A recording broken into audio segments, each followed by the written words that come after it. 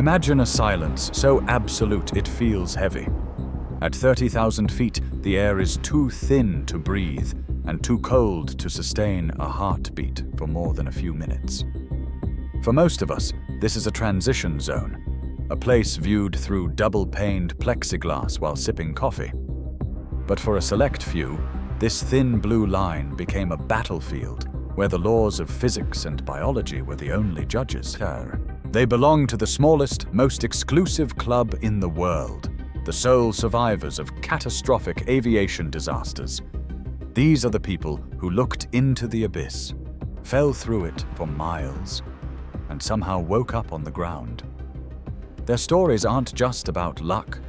They are about the terrifying resilience of the human spirit when everything else has been stripped away. On Christmas Eve, 1971, 17-year-old Juliane Koepcke was focused on something much more ordinary than survival. She had just finished her senior prom and her high school graduation ceremony in Lima, Peru. Her mother, Maria, was an ornithologist, and they were rushing to a remote research station called Panguana to celebrate Christmas with Juliane's father. Every reliable airline was fully booked for the holidays, leaving them with only one option: Lancer. It was an airline with such a poor reputation that people joked it always landed on its belly. Juliane's father begged them not to fly with the airline, but the desire to be home for Christmas won out. As they boarded the Lockheed Electra, the cabin buzzed with the excitement of families heading home for the holidays. Juliane sat in row 19, seat F, holding her mother's hand, building tension. 20 minutes into the flight, the world outside the window transformed from soft gray skies into a bottomless black storm. The aircraft began to shake violently. Christmas presents burst from overhead compartments and flew through the cabin like confetti. Then came the flash. Lightning struck the right wing and ignited the fuel tank. Juliane's mother turned toward her and quietly said, "Now it's all over." Those were the last words she ever spoke.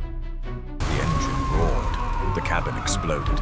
The aircraft tore apart under the immense forces acting against it. And then, suddenly, the screaming disappeared. The metallic grinding vanished. All that remained was the sound of rushing wind. Juliane was no longer inside an airplane. She was strapped to her seat, tumbling head-first through open sky. For nearly 2 miles, Juliane fell. As she plummeted toward the Amazon rainforest, her row of seats rotated like the blades of a helicopter. Without realizing it, physics was helping her survive. The spinning motion and powerful storm updrafts slowed her descent. Looking below, she saw the rainforest canopy approaching, a vast green ocean stretching to every horizon. Then everything went black. She spent the next 19 hours drifting in and out of consciousness on the jungle floor. When she finally woke up, it was Christmas morning. Her watch still worked, ticking away at 9 o'clock. But she was half blind and completely alone. The injuries told the story of what her body had endured. Her collarbone was shattered. Her ACL was torn. One eye was swollen nearly shut. She had lost her glasses and was wearing only a thin, sleeveless dress and a single white sandal. Yet Juliane did not panic. She had grown up in the rainforest, raised by scientists who taught her how to survive there. She remembered her father's advice. Find water and follow it. A stream leads to a river. A river leads to people. But the Amazon is an unforgiving place. For 4 days she crawled, stumbled, and pushed through dense vegetation, marking trees so she wouldn't lose her sense of direction. On the 4th day, the sound of large wings drew her attention to a horrifying sight. A row of passenger seats had crashed 3 feet into the ground. 3 passengers were still strapped in, buried headfirst. She saw a woman's feet and feared it was her mother. Then she noticed painted toenails. Her mother never wore nail polish. It was a grim relief. She realized she was the only survivor still moving through the jungle. As the days passed, the nightmare deepened. A wound on her arm became infected. Blowflies had laid eggs inside it, and dozens of maggots were now burrowing beneath her skin.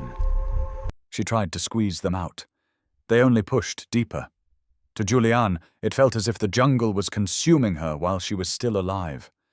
To escape the heat and avoid stingrays, she floated downstream whenever she became too weak to walk. At night, she shivered on muddy riverbanks beneath heavy rain. Her body was covered in mosquito bites and painful sunburn. By the 10th day, exhaustion began to distort reality. She heard chickens clucking. She saw houses that weren't there. She had almost no food left. Days earlier, she had found a small bag of candy near the crash site. That was all she had eaten. Eventually, hunger gave way to exhaustion. Then she saw something impossible. A boat. She crawled toward it and touched the wood to make sure it was real. Nearby stood a small hut with a palm leaf roof. Inside, she discovered a can of gasoline. She remembered watching her father use kerosene to treat an infected dog. Using a tube, she poured the fuel directly into her wound. The pain was unbearable. 30 maggots fought and thrashed as they emerged from her flesh. That night, she lay inside the hut, unsure whether she would see another sunrise. On the evening of the 11th day, 3 lumberjacks emerged from the jungle. When they first saw Juliane, barefoot, covered in dirt, with matted hair and bloodshot eyes, they froze.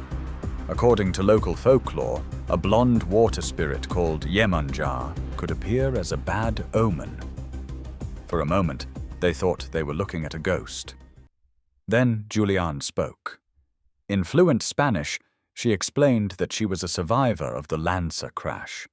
The men fed her, treated her wounds, and transported her 7 hours downriver by canoe. Eventually, she reached medical care. When she was reunited with her father in the hospital, neither needed many words. Their embrace said everything. Juliane was not the only person to survive what should have been impossible. In 1972, Vesna Vulović survived a fall from 33,000 feet after a bomb destroyed Jet Flight 367. She remained trapped inside part of the aircraft's tail section and crashed into a snow-covered mountainside. A former World War II medic discovered her and provided life-saving treatment. Years later, Larisa Savitskaya survived a mid-air collision over Siberia. Still strapped into her seat, she fell nearly 5 kilometers through the sky. After impact, she spent 5 days alone in the wilderness before rescuers finally found her. Even today, scientists struggle to fully explain how a human body can survive falls from such extraordinary heights. Researchers study these cases as the absolute limits of human endurance. A combination of physics, terrain, circumstance, and an almost unimaginable will to live. But perhaps the most haunting detail of Juliane's story emerged weeks after her rescue.